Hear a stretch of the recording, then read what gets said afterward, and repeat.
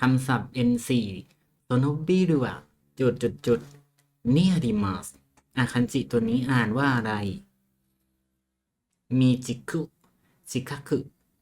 ชิคาคุแล้วก็โอซอกุคันจิตัวนี้ก็แปลว่าบริเวณใกล้ๆเนาะบริเวณใกล้ๆเนาะก็คือชิคาคุข้อสองนั่นเองโซโนบิรุวะชิคาคุเนียริมัสอาคารนั้นเนี่ยอยู่บริเวณใกล้ๆต่อไป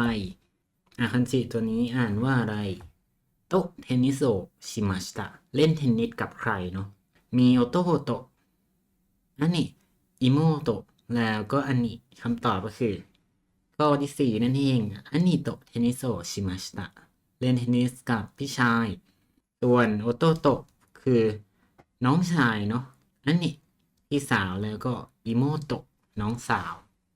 ต่อไปคันจิตัวนี้อ่านว่าอะไรกะคิเรนิเมมัส ดูสวยงามอะไรดูสวยงาม มีโฮชิโซดะคูแล้วก็คุโมะความหมายของคันจิตัวนี้ก็คือท้องฟ้านั่นเอง ก็คือโซดะเนาะหรืออีกเสียงจานว่าคูก็ได้เช่นกัน อย่างเช่นคูโค